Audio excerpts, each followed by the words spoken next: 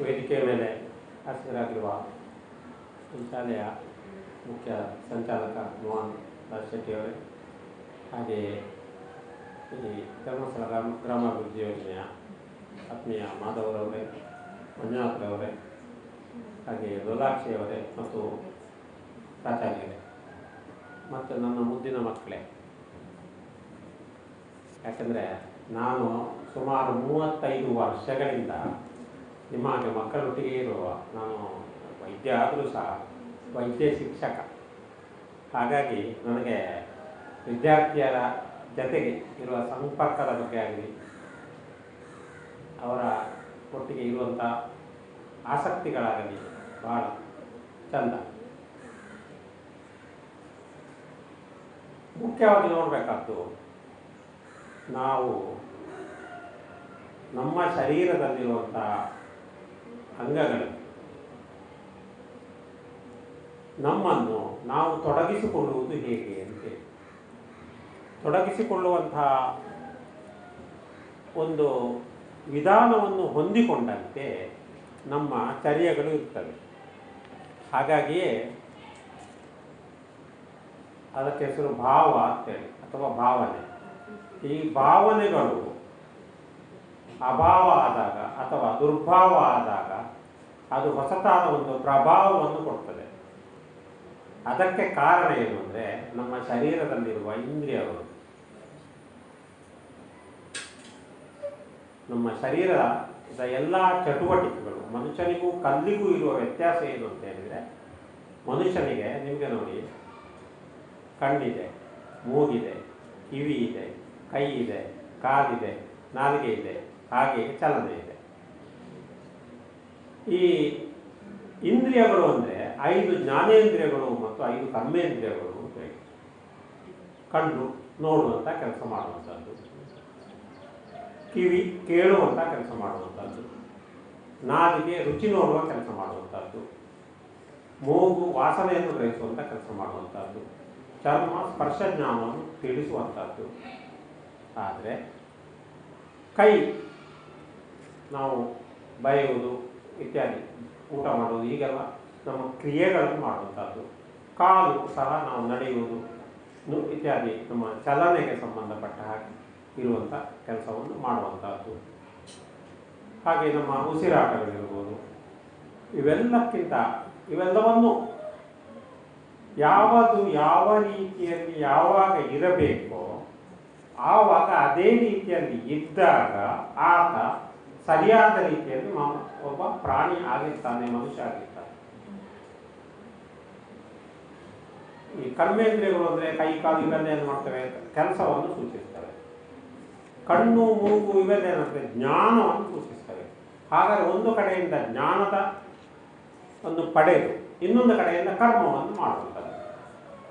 ನೀವು ಅಲ್ಲಿ ಒಂದು ಮರದಲ್ಲಿ ಒಂದು ಮಾವಿನ ಹಣ್ಣನ್ನು ನೋಡ್ತೀರಿ. ಮಾವಿನ ಹಣ್ಣನ್ನು ನೋಡುವ ಕೆಲಸ ನಿಮ್ಮ ಕಣ್ಣು ಮಾಡಿದೆ. ಆಮೇಲೆ ಒಂದು ಕೊಕ್ಕೆಯನ್ನು ತರ್ತೀರಿ. ಆ ಕೊಕ್ಕೆಯನ್ನು ಎತ್ತಿ ಆ ಮಾವಿನ ಹಣ್ಣನ್ನು ಕೆಳಗೆ ಹಾಕ್ತೀರಿ. ಇದು ಕರ್ಮವನ್ನು ಮಾಡುವಂಥದ್ದು. ಹಾಗಾದರೆ ಇವುಗಳನ್ನು ನಿಯಂತ್ರಿಸುವುದು ಯಾವುದು, ಇವುಗಳನ್ನು ಬೇಕಾದಾಗ ಕೊಂಡೋಗುವುದು ಯಾವುದು ಅಂದರೆ ಉಭಯೇಂದ್ರಿಯ ಅಂತ ಕರೀತಾರೆ. ಅದು ಮನಸ್ಸು. ಹಾಗಾಗಿ ಮನಮುಳ್ಳೊರುಂಟು ಮಾರ್ಗಂ ಅಂತೇಳಿ, ಮನಸ್ಸಿದ್ದಾಗ ಮಾತ್ರ ಮಾರ್ಗ. ಹಾಗಾದರೆ ಆ ಮನಸ್ಸು ವೈಮನಸ್ಸು ಆಗಬಾರ್ದು, ಒಂದು ದುರ್ಮನಸ್ಸು ಆಗಬಾರ್ದು. ಹಾಗೆ ಆದಾಗ ಈಗ ಅದೇ ಒಂದು ಮಾವಿನ ಮರದಲ್ಲಿ ಒಂದು ಹಕ್ಕಿ ಕೂತಿದೆ. ಆ ಹಕ್ಕಿಗೆ ನೀವು ಕಲ್ಲನ್ನು ಬಿಸಾಡುವಂಥ ಒಂದು ಮನಸ್ಸು ನೀವು ಬಂದರೆ ಅದು ಮನಸ್ಸಿನ ಒಂದು ಏನು ಹೇಳ್ತೇವೆ ತನ್ಮಾತ್ರ ಅಂತ ಕರಿತೇವೆ. ಆ ತನ್ಮಾತ್ರದಲ್ಲಿ ವೈಪರೀತ್ಯ ಅಂತೇಳಿ. ಹಾಗಾಗಿಯೇ ಯಾವಾಗಲೂ ನೋಡುವುದು, ಕಣ್ಣು ನೋಡುವ ಕ್ರಿಯೆಯನ್ನು ಮಾಡಬೇಕು, ಸರಿಯಾದ್ದನ್ನೇ ನೋಡುವ ಕ್ರಿಯೆ ಮಾಡಬೇಕು. ಮೂಗು ಸರಿಯಾದ್ದನ್ನೇ ಆಘ್ರಾಣಿಸಬೇಕು, ಬಾಯಿ ಸರಿಯಾದ್ದನ್ನೇ ಮಾತನಾಡಬೇಕು, ನಾಲಿಗೆ ಸರಿಯಾದ್ದನ್ನೇ ರುಚಿ ತೆಗೆದುಕೊಳ್ಬೇಕು. ಈ ರೀತಿಯ ಪರಿಸ್ಥಿತಿಯನ್ನು ಉಂಟು ಮಾಡಿಕೊಂಡಾಗ ಅವನು ಒಂದು ರೀತಿಯಲ್ಲಿ ನೆಮ್ಮದಿಯಿಂದ ಇರಲಿಕ್ಕೆ ಸಾಧ್ಯ ಆಗ್ತದೆ. ಅದಕ್ಕೆ ನಾವು ಧೀ ಧೃತಿ ಸ್ಮೃತಿ ವಿಭ್ರಷ್ಟ ಅಂತೇಳಿ. ಆ ವಿಭ್ರಷ್ಟ ಆಗುವುದು ಅಂದರೆ ಇದೆಲ್ಲ ಹಾಳಾಗುವುದು, ತನ್ಮಾತ್ರಗಳು ಅಂತ ಕರಿತಾ ಇದ್ದೀವಿ. ಇವುಗಳು ಹಾಳಾಗುವುದಕ್ಕೆ ಧೀ ಧೃತಿ ಸ್ಮೃತಿ. ಧೀ ಅಂದರೆ ಬುದ್ಧಿಶಕ್ತಿ, ಧೃತಿ ಅಂದರೆ ನಿಮ್ಮಲ್ಲಿರಬೇಕಾದಂಥ ಒಂದು ಆತ್ಮವಿಶ್ವಾಸ, ಸ್ಮೃತಿ ಅಂದರೆ ನಿಮ್ಮ ಮನಸ್ಸಿನಲ್ಲಿರಬೇಕಾದಂಥ ವಿಚಾರಗಳ ಜ್ಞಾನ. ಇವುಗಳು ಬೇರೆ ದಾರಿಗೆ ಹೋದಾಗ ಈ ಯಾವುದರಿಂದಾಗಿ ಈ ಇಂದ್ರಿಯಗಳ ಕೆಟ್ಟ ಗುಣದಿಂದ, ಕೆಟ್ಟದ್ದನ್ನು ನೋಡಬಾರದು, ಕೆಟ್ಟದ್ದನ್ನು ಕೇಳಬಾರದು, ಕೆಟ್ಟದ್ದನ್ನು ಆಡಬಾರದು ಅಂತ ಆವತ್ತೇ ಗಾಂಧೀಜಿಯವರು ಹೇಳಿದ್ದಾರಲ್ಲ, ಹಾಗೆ ಆದಾಗ ಅವನು ಏನಾಗ್ತಾನೆ, ತನಗೆ ಬೇಕಾದ ರೀತಿಯಲ್ಲಿ ವರ್ತನೆಗಳನ್ನು ಮಾಡುವುದಿಲ್ಲ. ಆಗ ಆ ರೀತಿಯ ವರ್ತನೆಗಳನ್ನು ಮಾಡದ ಪರಿಸ್ಥಿತಿ ಬಂದಾಗ ಅದು ಆತನ ಆರೋಗ್ಯದ ಮೇಲೆ ಹಾನಿಯನ್ನು ತರಬಹುದು, ಕೆಡುಕನ್ನೇ ಮಾಡುವಂಥದ್ದು. ಅನಗತ್ಯ ಈಗ ನಮ್ಮ ಜೀವನದ ದಿನಚರಿಗಳು ಅಂತಿದೆ, ಋತುಚರಿಗಳು ಅಂತಿದೆ. ನಾವು ದಿನ ಬೆಳಿಗ್ಗೆ ಎದ್ದು ಸ್ನಾನ ಮಾಡುವಂಥದ್ದು, ಹಲ್ಲು ಉಜ್ಜುವಂಥದ್ದು, ಉಗುರು ತೆಗೆಯುವಂಥದ್ದು, ಹೀಗೆಲ್ಲ ಹೇಗೆ ಬೇಕೋ ಹಾಗೆ. ಅದು ಇರುವ ವಿಚಾರವನ್ನು ಹೊರತುಪಡಿಸಿ ಇನ್ನೊಂದು ರೀತಿಯಲ್ಲಿದ್ದರೆ, ಗೆದರಿದ ತಲೆಗೂದಲು, ಸ್ನಾನ ಮಾಡಲಿಕ್ಕಿಲ್ಲ, ಮೈಯಲ್ಲೇ ಕೈಯಲ್ಲೆಲ್ಲ ಉಗುರು ಬೆಳೆಸಿಕೊಳ್ಳೋದು, ಹೀಗೆಲ್ಲ ಇದ್ದಾಗ ಅದು ವೈಪರೀತ್ಯ ಆಗ್ತದೆ. ಆವಾಗ ಏನಾಗ್ತದೆ, ಅಲ್ಲಿ ವಿಷಮತೆ ಬರ್ತದೆ. ಹಾಗಾಗಿಯೇ ಸಮದೋಷ ಸಮಾಗ್ನಿಷ್ಠ ಸಮಧಾತು ಮಲಕ್ರಿಯ ಪ್ರಸನ್ನ ಆತ್ಮ ಇಂದ್ರಿಯ ಮನಃ ಸ್ವಸ್ಥ ಇತ್ಯವಿಧೀಯತೆ. ಸ್ವಸ್ಥನಾಗಿರಬೇಕು. ಡಿಸ್ ಈಸ್ ಆಗಿರಬಾರ್ದು ಅವರಿಗೆ. ಡಿಸ್ ಈಸ್ ಅಂದರೆ ನೀವು ಬೇಕಾದಾಗ ಕೂತಿದ್ದೀರಿ, ಈಗ ನಿಮಗೆ ಯಾವ ಒಂದು ಭಂಗಿ ಬೇಕು ಆ ಭಂಗಿಯಲ್ಲಿ ನೀವು ಕೂತಾಗ ಅದು ಈಸ್ ಆಗ್ತದೆ. ಅದೇ ನಿಮಗೆ ತೊಡಕಾದ ಭಂಗಿ ಇದ್ದ ಕೂಡ ಅದು ಡಿಸ್ ಈಸ್ ಆಗ್ತದೆ. ಯಾವುದು ತನಗೆ ಉಪದ್ರವವನ್ನು ಕೊಡ್ತದ, ದುಃಖವನ್ನು ಕೊಡ್ತದ, ಬೇಜಾರವನ್ನು ಕೊಡ್ತದ, ಅಂಥದ್ದಕ್ಕೆ ನಾವು ಒಳಗಾದಾಗ ಅವನು ರೋಗವನ್ನು ಹೊಂದುತ್ತಾನೆ ಅಂತೇಳಿ. ತನ್ನದೇ ಅದರಲ್ಲಿ ಇರಬೇಕಾದಂಥ ಎಲ್ಲ ನಿಮಗೆ ಈಗಾಗಲೇ ಗೊತ್ತು, ಹೃದಯ, ಜಠರ ಅಥವಾ ಮೂತ್ರ ಪರಿಸನ್ನಾಂಗ, ಕರು, ಇವೆಲ್ಲ ಅವೆಲ್ಲ ಸರಿಯಾದ ರೀತಿಯಲ್ಲಿ ಕೆಲಸ ಮಾಡ್ತಾ ಇದ್ದಾಗ ಸಮದೋಷ. ಹಾಗೆ ಸರಿಯಾದ ರೀತಿಯಲ್ಲಿ ಹಸಿವೆ ಮತ್ತು ಆಹಾರದ ತೆಗೆದುಕೊಳ್ಳುವಂಥ ಕ್ರಿಯೆ ಆದಾಗ ಅಗ್ನಿ. ಹಾಗೆಯೇ ನಮ್ಮ ಶರೀರದಲ್ಲಿರುವಂಥ ಮನುಷ್ಯೋಧನೆ ಇರ್ಬೋದು, ಮೂತ್ರ ಮಾಡೋದಿರ್ಬೋದು, ಹಾಗೆಯೇ ನಮ್ಮ ಹಸಿವೆ ಇತ್ಯಾದಿಗಳಿರ್ಬೋದು, ಅದು ಸಕಾಲಕ್ಕೆ ಸರಿಯಾದ ರೀತಿಯಲ್ಲಿ ಆದಾಗ, ಹಾಗೆಯೇ ಮನಸ್ಸಿನಲ್ಲಿ ಪ್ರಸನ್ನತೆ, ಯಾವುದೇ ರೀತಿಯ ದುಃಖ ಇಲ್ಲದಂಥ ಪರಿಸ್ಥಿತಿ ಬಂದಾಗ, ಬೇಜಾರು ಇಲ್ಲದಂಥ ಪರಿಸ್ಥಿತಿ ಬಂದಾಗ, ಟೆನ್ಷನ್ ಇಲ್ಲದಂಥ ಪರಿಸ್ಥಿತಿ ಬಂದಾಗ ಆತ ಸರಿಯಾದ ರೀತಿಯಲ್ಲಿ ಬದುಕಲಿಕ್ಕೆ, ಅವರಿಗೆ ಸುಖದಲ್ಲಿ ಇರಲಿಕ್ಕೆ ಆಗ್ತದೆ ಅಂತೇಳಿ ಹೆಲ್ತಿನ ಒಂದು ವ್ಯಾಖ್ಯೆ. ಅದು ಆಧ್ಯಾತ್ಮವನ್ನು ಸಹ ಸೇರಿಸಿಕೊಂಡಿದೆ. ಆಧ್ಯಾತ್ಮಿಕ ತೃಪ್ತಿ ಮತ್ತು ಹಾರ್ದಿಕ ತೃಪ್ತಿ ಅಂತ ಹೇಳಿ, ಹೃದಯವು ತೃಪ್ತಿಯಾಗಿರಬೇಕು, ಒಳಗಿನ ನಮ್ಮ ಮನಸ್ಸು ಸಹ ತೃಪ್ತಿಯಿಂದ ಇರಬೇಕು ಅಂತೇಳಿ. ಹಾಗೆ ಇಲ್ಲದಂಥ ಪರಿಸ್ಥಿತಿಗಳು ಎಲ್ಲೆಲ್ಲಿ ಏರ್ಪಡ್ತವೆ ಅಲ್ಲೆಲ್ಲ ನಾವು ಒಂದು ಕೆಟ್ಟದಾದ ಅನುಭವವನ್ನು ಹೊಂದ್ತೇವೆ. ಜೀವನ ಇರುವುದು ಯಾಕೆ? ಜೀವನ ಇರುವುದು ಸರಿಯಾದ ರೀತಿಯಲ್ಲಿ ನಡೆಸಲಿಕ್ಕೆ. ಈಗ ನಿಮಗೆ ಶಾಲೆಗೆ ಕರೆದಿದ್ದಾರೆ, ಶಾಲೆಗೆ ನೀವು ಬರ್ತಾ ಇದ್ದೀರಿ, ಯಾಕೆ? ನೀವು ಜ್ಞಾನವನ್ನು ಪಡೀಲಿಕ್ಕೆ. ಈ ಜ್ಞಾನ ನಿಮಗೆ ಗುರುಗಳಿಗೆ ಕೊಡ್ತಾರೆ. ಗುರುಗಳು ಕೊಡುವಂಥ ಈ ಜ್ಞಾನಗಳು, ಈ ಬೇರೆ ಬೇರೆ ವಿಷಯಗಳು ನಿಮ್ಮನ್ನು ಇನ್ನಷ್ಟು ನಿಮ್ಮ ಮನಸ್ಸನ್ನು ಸಾಣೆಗೆ ಇಡಲ್ಪಟ್ಟು ನೀವು ಮುಂದೆ ಏನೇನೋ ಧ್ಯೇಯಧೋರಣೆಗಳನ್ನು ಹೊಂದಿರ್ತೀರಲ್ಲ, ಆ ರೀತಿ ಆ ಕಡೆಗೆ ಹೋಗಲಿಕ್ಕೆ ಅನುವು ಮಾಡಿಕೊಡ್ತವೆ. ಹಾಗೆ ಹೋಗುವ ದಾರಿಯಲ್ಲಿ ನೀವು ಎಲ್ಲಿಯಾದರೂ ಎಡವಿದ್ರೆ, ಎಲ್ಲಿಯಾದರೂ ಒಂದು ನಡೀತಾ ಇರುವ ದಾರಿಯಲ್ಲಿ ಕಲ್ಲು ಸಿಕ್ಕಿದಾಗ ಅಡ್ಡ ಬಿದ್ದರೆ ನೀವು ಮತ್ತೆ ಯಾವುದೇ ಕಾರಣಕ್ಕೂ ಹಿಂದಕ್ಕೆ ಬರಲಿಕ್ಕೆ ಆಗುವುದಿಲ್ಲ. ಇದಕ್ಕೆ ಕಾರಣ ಏನಂದರೆ ಈ ಮನಸ್ಸಿನ ವಿಪರೀತವಾದಂಥ ಗುಣ. ಹಾಗಾಗಿಯೇ ನಾವು ಹೇಗಿರಬೇಕು ಅಂದರೆ, ನಾವು ಅತತ್ವಾಭಿನಿವೇಶ ಅಂತೇಳಿ ನಾವು ಉತ್ತಮವಾದ ವಿಷಯಗಳನ್ನು ಸ್ವೀಕರಿಸುವುದರಿಂದ ಇರಬೇಕು. ಪ್ರಧಾನವಾಗಿ ನಾನು ಈಗ ಹೇಳಿದ ಶರೀರಕ್ಕೆ ಬೇಕಾದ ಎಲ್ಲ ನಿರ್ಮಲವಾದಂಥ ವಿಚಾರಗಳು, ಅವುಗಳನ್ನು ಬದಿಗಿಳಿಸದೆ, ಅವುಗಳನ್ನು ಕಡೆಗಣಿಸದೆ ಇರುವ ಪರಿಸ್ಥಿತಿ ನಿಮಗೆ ಬರಬೇಕು. ಹಾಗೆ ಬಂದಾಗ ಮಾತ್ರ ನೀವು ಒಳ್ಳೆಯದಲ್ಲಿರಬೇಕಾಗ್ತದೆ. ಅದಕ್ಕೆ ಈ ಹಿರಿಯರ ಮಾರ್ಗದರ್ಶನಗಳು, ಈಗ ನಮ್ಮಂಥವ್ರ ಹತ್ರ ಮಾತನಾಡಿಸಿ ನಿಮಗೆ ಹೇಳುವಂಥದ್ದು, ಗುರು ಹಿರಿಯರು ನಿಮಗೆ ಬೋಧನೆಗಳನ್ನು ಮಾಡುವಂಥದ್ದು ಇರಬೇಕಾಗ್ತದೆ. ಹಾಗಾಗಿಯೇ ಇದರಲ್ಲಿ ಇವತ್ತಿನ ಈ ವಿಚಾರದಲ್ಲಿ ಹೇಳಿದ ಹಾಗೆ ವ್ಯಸನಗಳು ಅಥವಾ ಚಟಗಳು, ಈ ಚಟಗಳೇ ಎಲ್ಲ ವಿಷಯವನ್ನು ಈ ನಾವು ಹೇಳಿದಂಥ ಆರೋಗ್ಯಕ್ಕೆ ಬೇಕಾದಂಥ ಒಂದು ಮೆಟ್ಟಿಲುಗಳನ್ನು ಹಾಳು ಮಾಡುವಂಥ ಅಂಶಗಳಾಗ್ತವೆ ಅಂತೇಳಿ ನಾವು ಹೇಳಬೇಕಾಗ್ತದೆ. ಇದಕ್ಕೆ ಕಾರಣ ಏನು ಅಂದರೆ ನಮ್ಮ ಮೆದುಳು ಕಣ್ಣಿಗೆ ಕಾಣುವುದಿಲ್ಲ. ಮೆದುಳಿನೊಳಗೆ ಏನೆಲ್ಲ ಇದೆ, ಏನೆಲ್ಲ ಇದೆ ಮಕ್ಕಳೇ ಹೇಳಿ? ಮೆದುಳಿನ ಒಳಗಡೆ ಏನಿದೆ? ಮೆದುಳಿನ ಒಳಗಡೆ ಏನೂ ಇಲ್ಲ, ಗೊತ್ತಾಯ್ತಾ? ನಿಮ್ಮ ಶರೀರದಲ್ಲಿ ಬೇರೆಲ್ಲ ಕಡೆ ಏನೇನೋ ಇರ್ಬೋದು, ಆದರೆ ಮೆದುಳಿನಲ್ಲಿ ಇರೋದು ಎರಾಡೆ. ಅದಕ್ಕೆ ಒಂದಕ್ಕೆ ಗ್ರೇ ಮ್ಯಾಟ್ರ್ ಅಂತ ಕರೀತಾರೆ, ಇನ್ನೊಂದಕ್ಕೆ ವೈಟ್ ಮ್ಯಾಟ್ರ್ ಅಂತ ಕರೀತಾರೆ. ಒಂದು ಸೆಗಣಿಯ ಹಾಗೆ. ಎಷ್ಟೋ ಸತಿ ನಿಮಗೆ ಟೀಚರ್ಗಳು ಬೈದತ್ತಿರ್ಬೋದು, ನೀನೇನು ತಲೆಯಲ್ಲಿ ಸೆಗಣಿ ತುಂಬಿದ್ಯಾ ಅಂತೇಳಿ. ಇಲ್ಲಿ ಈ ಮೆದುಳಿನಲ್ಲಿರುವಂಥದ್ದು ಆ ಒಂದು ಮುದ್ದೆ ಏನಿದೆ, ಮ್ಯಾರೋ ಅಂತ ಕರಿತೇವೆ, ಅದು ನಿಮ್ಮ ಸಂಪೂರ್ಣವಾದ ಶರೀರದ ನಿಯಂತ್ರಣವನ್ನು ಮಾಡುವಂಥದ್ದು. ಆಗ ನಾನು ಹೇಳಿದಂಥ ಎಲ್ಲ ಈ ಇಂದ್ರಿಯಗಳ ಪ್ರವೃತ್ತಿಗಳನ್ನು ಕಂಟ್ರೋಲ್ ಮಾಡುವಂಥದ್ದು. ಅದಕ್ಕೆ ಅದು ಆ ರೀತಿಯಲ್ಲಿ ಇರುವಾಗ ಆಗಬೇಕಾದ್ರೆ ನೀವು ಯಾವ ಈ ನಾವೀಗ ಹೇಳಿದ ಹಾಗೆ ಚಟಗಳಿಗೆ ಬಲಿ ಆಗಬಾರ್ದು. ಅಂದರೆ ಅದಕ್ಕೆ ಹಾಡಿನ ರೂಪದಲ್ಲಿ ಒಂದು ವಿಷಯವನ್ನು ಹೇಳಿ ಮಾತಾಡ್ತೇನೆ. ಮೆದುಳಿನಲ್ಲಿ ಡೋಪಮಿನ್ ಎನ್ನುವ ಅಂಗಾಂಶವನ್ನು, ಡೋಪಮಿನ್ ಅಂತ ಇದೆ ಮೆದುಳಿನಲ್ಲಿ, ಹದಗೆಡಿಸಿ ಮರುಳನಂತೆ ಮಾಡುವುದು, ಹದಗೆಡಿಸಿ ಮರುಳನಂತೆ ಮಾಡುವುದು. ಮೊದಲು ಮದ್ಯವು ಮುದವ ನೀಡುವಂತಿದ್ದರೂ ಹದಗೆಡಲು ಯಕೃತ್ತು ಧೀರತಮ್ಮ ಅಂತೇಳಿ. ಈ ನಾನೀಗ ಹೇಳಿದೆ ಈ ಚಟಗಳಲ್ಲಿ ಕುಡಿಯುವ ಚಟವನ್ನು ಇರಿಸಿ ಕೊಂಡವನ ಸಂಸಾರ ಕುಡಿಯಾಗಿ ಶಾಂತಿಯನ್ನು ಕೆಡಿಸದಿರದು. ಮಡಿಯುವನು ಕುಡಿದಾದ ಜಲದ ಉದರದ ರೋಗ ಬಡಿದು ಬೇಗನೆ ತಿಳಿಯೋದಿರತಮ್ಮ. ಕುಡಿತದಿಂದ ಆಗುವ ದುಷ್ಪರಿಣಾಮಗಳು ಅವನು ಮನೆಯನ್ನೇ ಹಾಳು ಮಾಡ್ತಾನೆ. ಸುಖವನ್ನು ಅರಸುತ್ತ ಹೋಗುವಂತಹ ಸಮಯ ಸಖನಾಗಬೇಡ ಮಧುಪಾನಗಳಿಗೆ. ಮುಖದಲ್ಲಿ ಸಂತಸವ ಕಾಣುತ್ತಲಿ ಮುಂದರಿಯೇ ದುಃಖದಲ್ಲಿ ಅಂತ್ಯವನ್ನು ತೀರತಮ್ಮ.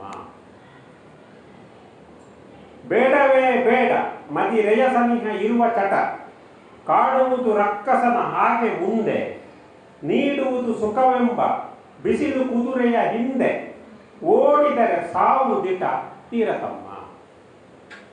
ಅತಿಯಾದ ರಮೃತವು ವಿಷವಾಗಿ ಕೊಲ್ಲುವುದು, ಮತಿಯನ್ನು ಅಡವಿಟ್ಟಂತೆ ಕುಡಿಯ ಮದ್ಯ ಕೂಡ. ಗತಿಯಲ್ಲಿ ವಕ್ರತೆಯು ಬಂದಾಗ ನಡೆ ಇರದು, ನಾಗ ಹೇಳಿದಾಗ ನಡೆಯುವಾಗ ಕತಿಯು ನಿಶ್ಚಯ ತಿಳಿಯು ಧೀರತಮ್ಮ. ಇರುವುದು ಓಷಧ ಗುಣವು ಚಿಕ್ಕ ಪ್ರಮಾಣದಲ್ಲಿ, ಸಹನೆಯು ಸೇವಿಸಲು ಮದ್ಯವನ್ನು. ಬಹುದು ದೇಹಕ್ಕೆ ಶುದ್ಧ ಎಲ್ಲಿನ ಕೊಬ್ಬು ಗಹನ ಎಳ್ಳಿ ಎಲ್ಲು ಧೀರತಮ್ಮ. ಇದು ಮದ್ಯಪಾನದ ಬಗ್ಗೆ ಬರ್ತದ್ದು. ನಾವು ಅದನ್ನು ಸೂಚ್ಯವಾಗಿ ಹೇಳೋಣ ಅಂತ ಹೇಳಿದೆ. ಈಗ ಪ್ರಧಾನವಾಗಿ ನಮ್ಮ ಮೆದುಳಿನಲ್ಲಿ ಸೆರೋಟಿನಿನ್, ಡೋಪಮಿನ್, ಎಂಡೋರ್ಫಿನ್, ಆಕ್ಸಿಟೋಸಿನ್ ಅಂತ ಇದೆ. ಇವು ಹಾರ್ಮೋನ್ಗಳು,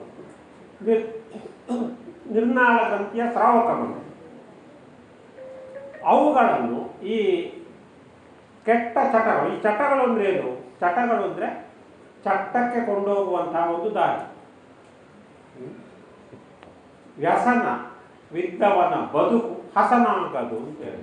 ವ್ಯಸನವಿದ್ದವನ ಬದುಕು ಹಸನಾಗದು. ಈ ವ್ಯಸನಗಳಿಗೆ ನಾವು ಚಟಗಳು ಅಂತ ಹೇಳ್ತೇವೆ. ಚಟಗಳಿಂದ ಏನಾಗ್ತದೆ?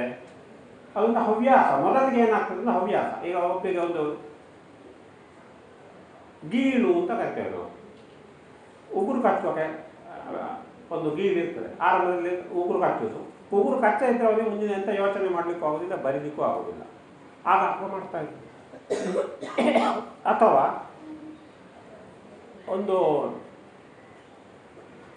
ಒಂದು ರೀತಿಯಲ್ಲಿ ಒಂದೇ ರೀತಿಯ ಒಂದು ಕ್ರಿಯೆಯನ್ನು ಆಗಾಗ ಮಾಡ್ತಾ ಇರೋದು.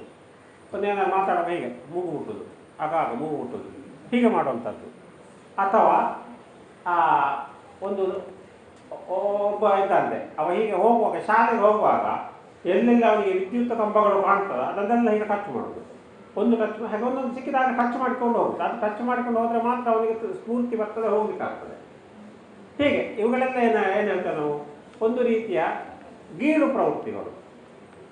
ಅದುವೇ ಮುಂದೆ ಏನಾಗ್ತದೆ, ಅದಿಲ್ಲದಿದ್ದರೆ ಆಗೋದಿಲ್ಲ ಅವನಿಗೆ. ಮತ್ತೆ ಒಂದು ಕಂಬವನ್ನು ತಂದು ಇಟ್ಟು ಮುಟ್ಟಬೇಕಾಗ್ತದೆ ಅಂತ ಹೇಳುವ ರೀತಿ. ಒಂದು ವಿಷಯಕ್ಕೆ ನಾವು ಬಿದ್ದಾಗ ಅಂದರೆ ಆಳವಾಗಿ ಬಿದ್ದಾಗ ಅದು ಇಲ್ಲದಿದ್ದರೆ ಅವನಿಗೆ ಏನೋ ಕೊರತೆ ಆದಾಗ ಆಗ್ತದೆ. ತುಂಬ ಈ ರೀತಿಯ ಹವ್ಯಾಸಗಳನ್ನು ಹೇಳ್ತಾರೆ ಮೆಡಿಕಲ್ನಲ್ಲಿ ಹೇಳುವಾಗ, ಸಣ್ಣ ಸಣ್ಣ ಈ ಹವ್ಯಾಸಗಳು ಅದು ವಿಪರ್ಯಾಸಗಳಾಗಿ ಕನ್ವರ್ಟ್ ಆಗ್ತವೆ ಅಂತೇಳಿ. ಹಾಗೆ ಅದು ಏನಾಗ್ತದೆ, ಈ ಮೊದಲು ಬಳಕೆ ಮಾಡುವಂಥದ್ದು ಅನಂತರದ ಅವಶ್ಯಕತೆಯೇ ಆಗಿರುವಂಥದ್ದು. ಹಾಗೆ ಆಗ್ತಾ ಆಗ್ತಾ ಕೊನೆಗೆ ಅದು ಉಪದ್ರ ಆಗ್ತದೆ ಅವರಿಗೆ. ಇದಿಲ್ಲದ್ರೆ ಆಗೋದಿಲ್ಲ, ಹಾಗೆ ಹೀಗೆ ಹೇಳಿ ಬರ್ತದೆ ಅಂದರೆ ಯಾವುದೇ ವಿಷಯ ಇರ್ಬೋದು, ಅದು ಉಪದ್ರ. ಅದಿಲ್ಲದ್ರೆ ಅದು ಒಂದು ರೀತಿಯ ತೊಂದರೆಯನ್ನು ಕೊಡುವಂಥ ಪರಿಣಾಮ ಒಂದು. ಈ ರೀತಿಯಲ್ಲಿ ನಮ್ಮ ಬೇರೆ ಬೇರೆ ಹವ್ಯಾಸಗಳಿಗೆ ನಾವು ದಾಸನಾಗುವಂಥ ಪರಿಸ್ಥಿತಿ ಬರ್ತದೆ. ಒಮ್ಮೆ ಒಬ್ಬ ಮಧುಮೇಹ ರೋಗಿ ಬಹಳ ಸಿಹಿ ಅಪೇಕ್ಷೆಯಾಗಿದ್ದಂತೆ, ಡಯಾಬಿಟಿಸ್ ಅವನಿಗೆ. ಡಯಾಬಿಟಿಸ್ ನಾವು ತಿನ್ನಬಾರ್ದು, ಆದರೆ ಅವನಿಗೆ ಜಿಲೇಬಿ ತಿನ್ನದಿದ್ರೆ ಆಗುವುದೇ ಇಲ್ಲ, ದಿನಾಲು ತಿನ್ನಬೇಕು. ಏನಾಗ್ತದೆ, ಇಲ್ಲಿ ತುಂಬ ಉಪದ್ರ ಆಗ್ತದೆ. ಅವು ಮತ್ತೆ ಒಂದು ಅದು ಅವನಿಗೆ ತಲೆಯಲ್ಲಿ ಉಂಟು. ಇಲ್ಲಿ ಎರಡು ವಿಷಯ ಉಂಟು. ಒಂದು, ತನಗೆ ತನ್ನ ತಪ್ಪಿನ ಬಗ್ಗೆ ಅರಿವಿದೆ, ಆದರೆ ನಿವಾರಿಸಿಕೊಳ್ಳಿಕ್ಕೆ ಆಗುವುದಿಲ್ಲ. ಇನ್ನೊಂದು, ತನಗೆ ತಪ್ಪಿನ ಬಗ್ಗೆ ಅರಿವೇ ಇಲ್ಲ, ಅದನ್ನು ಇನ್ನೊಬ್ಬರು ತೋರಿಸಿಕೊಟ್ಟಾಗ ನಿವಾರಣೆ ಮಾಡಲಿಕ್ಕೆ ಮನಸ್ಸಿದೆ. ಇನ್ನೊಂದು, ತನ್ನ ತಪ್ಪಿನ ಬಗ್ಗೆ ಅರಿವಿದೆ, ಅದನ್ನು ನಿವಾರಿಸಿಕೊಳ್ಳಿಕ್ಕೂ ಮನಸ್ಸಿಲ್ಲ ಅಂತ ಹೇಳುವ ಪರಿಸ್ಥಿತಿಗಳು. ಈ ಪರಿಸ್ಥಿತಿಗಳನ್ನು ಅನುಸರಿಸಿಕೊಂಡು ವಿಷಯಗಳು ಹೋಗ್ತವೆ. ಒಬ್ಬ ವ್ಯಕ್ತಿ ಆ ಜಿಲೇಬಿ ತಿನ್ನುತ್ತಾ ಇರೋದು ನನಗೆ ಏನಾರು ಮಾಡಿ ಬಿಡಲೇಬೇಕಲ್ಲ ಅಂತ ಒಬ್ಬ ಸಾಧು ಹತ್ರ ಹೋದಂತೆ. ಗುರುಗಳೇ, ನನಗೆ ಜಿಲೇಬಿ ತಿನ್ನೋದು ಆಗುವುದಿಲ್ಲ, ದಿನಾಲು ಮಾಡಿ ತಿನ್ನಬೇಕಾಗ್ತದೆ, ಈಗ ಡಯಾಬಿಟಿಸ್ ಬೇರೆ ಬಂದಿದೆ, ನನಗೆ ಬಿಡ್ಲಿಕ್ಕೆ ಆಗ್ತಾ ಇಲ್ಲಲ್ಲ, ಅದು ತಿನ್ನೋದ್ರೆ ನನಗೆ ಮುಂದಿನ ಕೆಲಸ ಮಾಡಲಿಕ್ಕೆ ಆಗೋದಿಲ್ಲ, ನನ್ನ ಒಂದು ಮನಸ್ಸೇ ಸರಿಯಾದ ರೀತಿಯಲ್ಲಿ ಇರುವುದಿಲ್ಲ ಅಂತ. ಆಗ ಏನು ಮಾಡಿದಂಥ ಸಾಧುಗಳು, ಒಂದು ತಿಂಗಳು ಕಳೆದು ಬಾ ನೀನು ಅಂತ ಹೇಳಿದ್ರು. ಯಾಕೆ 1 ತಿಂಗಳು ಕಳೆದು ಬಾ ಅಂತ ಹೇಳಿದ್ದು? 1 ತಿಂಗಳು ಕಳೆದು ಬಂದಂತೆ ಏನು ಗುರುಗಳೇ ಅಂತ ಹೇಳಿದಂತೆ. ಆಗ ಅವರು ಹೇಳಿದ್ರಂತೆ ಏನು ಮಾಡಬೇಕು ಅಂತ. ನನಗೂ ಆ ಅಭ್ಯಾಸ ಇತ್ತು, ಹಾಗಾಗಿ ನಾನು ಬಿಡದೆ ನಿಮಗೆ ಹೇಳುವುದು ಹೇಗೆ ಅಂತೇಳಿ ನಾನು 1 ತಿಂಗಳು ಕಳೆದು ಬರಲಿಕ್ಕೆ ಹೇಳಿದೆ ಅಂತ ಹೇಳಿದಂತೆ. ಹಾಗೆಯೇ ಈ ಹಲವಾರು ಚಟಗಳು ಅಂತ ಹೇಳ್ತೇವಲ್ಲ ನಾವು, ಅದು ಒಬ್ಬ ವ್ಯಕ್ತಿಯಿಂದ ಎಷ್ಟೋ ಶಕ್ತಿ ನಮಗೆ ಬರ್ಬೋದು. ಈಗ ನಿಮಗೆ ಒಂದು ಸಣ್ಣ ಮಗು ಅಲ್ಲಿ ಒಂದು ಸಿನಿಮಾದ ಇರ್ಬೋದು, ಅಥವಾ ಒಂದು ಪಾರ್ಕಿನಲ್ಲಿ ಇರ್ಬೋದು, ಕೆಲವರು ಕೂತು ಸಿಗರೇಟ್ ಸೇದುವುದು ಕಾಣ್ತದೆ. ಅದನ್ನು ಹೀಗೆ ಸುರುಳಿಯಾಗಿ ಬಿಡುವುದು, ಅದಕ್ಕೆ ಬೆರಳಾಕೋದು, ಹೀಗೆಲ್ಲ ಕಾಣ್ತದೆ ಅಂತ ಇರ್ಬೋದು. ನಿಮಗೂ ಕುತೂಹಲ ಆಗ್ತದೆ. ಆ ಕುತೂಹಲ ಅಂತ ಹೇಳುವಂಥದ್ದು ಯಾವುದೇ ವಿಷಯ ಇರ್ಬೋದು, ಸಿಗರೇಟು ಅಂತಲ್ಲ, ಯಾವುದೇ ವಿಷಯ ಇರ್ಬೋದು, ಯಾವುದೇ ವಿಷಯದಲ್ಲಿ ಮೊದಲಾಗಿ ಬರುವಂಥದ್ದು ಕುತೂಹಲ. ನೋಡಿ, ಒಂದು ಸಣ್ಣ ಮಗುವನ್ನು ನೀವು ಒಂದು ದೀಪದ ಹತ್ತಿರ ಅಂಬೆಗಾಲಿಡ್ತಾ ಇದೆ ಅಂತ ಇಟ್ಕೊಳ್ಳಿ, ಸೀದಾ ಹೋಗಿ ಅದು ಬೆರಳಾಗ್ತದೆ ಆ ದೀಪಕ್ಕೆ. ಏನು ಒಂದು ಕುತೂಹಲ, ಅಲ್ಲೆಂತೋ ಒಂದು ಹಳದಿ ಕಾಣ್ತಾ ಉಂಟು, ಅದನ್ನು ನೋಡುವ ಅಂತೇಳಿ. ಆ ರೀತಿ ಕುತೂಹಲ ಅಂತ ಹೇಳುವಂಥದ್ದು ಆರಂಭದಿಂದ ಬರ್ತದೆ. ಆಗ ನಾನು ಹೇಳಿದಾಗ ಮನಸ್ಸಿನ ಗತಿಗಳು ಇಲ್ಲಿ ಹೀಗೆ ಮುಂದುವರೆದು ನಿಮಗೆ ಆಗುವಂಥ ಏನಾಗ್ತದೆ, ಕುತೂಹಲದಿಂದ ಒಂದು ಸಿಗರೇಟ್ ನೀವು ಸೇರ್ತೀರಿ. ಆಗ ಸೇದುವಾಗ ನಿಮ್ಗೆ ಏನು ಅನ್ನಿಸ್ತದೆ, ಒಂಥರ ಆಗ್ತದೆ, ಹಾಗೆ ಹೀಗೆ ಅಂತ ಅನ್ನಿಸ್ತದೆ. ಪುನಃ ಅದನ್ನು ನೀವು ದಿನಾಲು ಉಲ್ಲಾಸಕ್ಕಾಗಿ ಸೇದುವಂಥ ಪ್ರಯತ್ನ ಮಾಡ್ತೀವಿ. ಆಮೇಲೆ ಒಂದು ಗಳಿಗೆ ಬರ್ತದೆ, ನಿಮಗೆ ಅದು ಸೇದದಿದ್ದರೆ ಏನೋ ಕಳಕೊಂಡ ಮನೋಭಾವ ಬರುವಂಥದ್ದು. ಸರಿಯಾದ ರೀತಿಯಲ್ಲಿ ನಿಮಗೆ ನಿಮ್ಮ ಚರ್ಯಗಳನ್ನೇ ಮಾಡಲಿಕ್ಕೆ ಆಗದ ಪರಿಸ್ಥಿತಿ ಬರುತ್ತೆ. ಆಗ ಏನಾಗ್ತದೆ, ನೀವು ಅದಕ್ಕೆ ಬಲಿ ಬಿದ್ದಿರಿ ಅಂತ ಲೆಕ್ಕ. ಆಗ ಏನು, ಸಿಗರೇಟ್ ಇಲ್ಲದ್ರೆ ನನಗೆ ಆಗುವುದೇ ಇಲ್ಲ ಮಾರೆ, ಅದೊಂದು ಬೇಕು ನನಗೆ ಅಂತೇಳಿ. ಒಂದು ಸಿಗರೇಟ್ ಸಿಗಲಿಲ್ಲ ಅಂತೇಳಿ ಮೈಲು ಕಟ್ಟಲೆ ಕಾರಿನ ಪೆಟ್ರೋಲ್ ಮುಗಿಸಿ ಹೋಗಿ ತರುವಂತಹ ಒಂದು ಪ್ರಮೇಯ ಸಹ ಬರ್ತದೆ ಎಷ್ಟೋ ಮಂದಿ, ಎಷ್ಟೋ ಸಂದರ್ಭಗಳಲ್ಲಿ. ಯಾವ್ದು ಅಂಗಡಿಯಲ್ಲಿ ತಿರುಗಿದ್ರೆ ಕೂಡ ಅಲ್ಲಿ ಅಂಗಡಿಯೇ ಇಲ್ಲ, ಇವನ ಸಿಗರೇಟ್ ಮುಗಿದಿದೆ, ಅವ 10 ಕಿಲೋಮೀಟರ್ ಆದರೂ ಸಹ ಕಾರಿನಲ್ಲಿ ಹೋಗಿ ತಂದು ತರದಿದ್ದರೆ ಅವನಿಗೆ ಮುಂದೆ ಇರುವುದಿಲ್ಲ ಅಂತ. ಇದಕ್ಕೆ ಹೇಳೋದು ಎಡಿಕ್ಷನ್ ಅಂತೇಳಿ, ಒಂದಕ್ಕೆ ನಾವು ಅಂಟಿಕೊಂಡಿರುವುದಕ್ಕೆ ಅಂತೇಳಿ. ಹೀಗೆ ಯಾವುದೇ ಅಭ್ಯಾಸ ಇರ್ಬೋದು, ಕಾಫಿ ಕುಡಿಯುವುದೇ ಇರ್ಬೋದು, ಅರ್ಧ ಗಂಟೆ ಒಂದು ಕಾಫಿ ಕುಡಿಬೇಕು ಗೀಳು. ಆ ಕಾಫಿಯನ್ನು ಕುಡಿತಾ ಏನಾಗ್ತದೆ, ಒಂದು ದಿವಸ ನಿಮ್ಗೆ ಎಲ್ಲಿ ಒಂದು ಕಡೆ ಹೋಗಿದ್ದೀರಿ, ನಮ್ಮ ಮೇಡಮ್ನ ಮನೆಗೆ, ಅವರು ಕಾಫಿ ಮಾಡುವುದಿಲ್ಲ. ಅವರೆಂತ ಮಾಡಿದ್ರು, ಡಾಕ್ಟ್ರೇ ನಿಮಗೆ ಒಳ್ಳೆ ಕೊತ್ತಂಬರಿ ಕಷಾಯ ಮಾಡ್ತೇನೆ ಅಂತ ಹೇಳಿದ್ರು. ನನಗೆ ಕಾಫಿ ಇಲ್ಲ ಇದ್ರೆ ಆಗುವುದೇ ಇಲ್ಲ. ಹಾಗೇನು ಮಾಡೋದು, ನನಗೆ ಆ ದಿವಸ ಇಡೀ ನನ್ನ ವಿಷಯ ಎಲ್ಲ ಅಸ್ತವ್ಯಸ್ತ, ಮಂಡೆ ಹೋಗುದಿಲ್ಲ ಅಂತ ಹೇಳಿದ್ರಲ್ಲ, ಹಾಗೆ ಆಗೋದು. ಇದೇನು ಕಾರಣ, ಇದಕ್ಕೂ ಕಾರಣ ಅಂದರೆ ಹವ್ಯಾಸ ಅದು.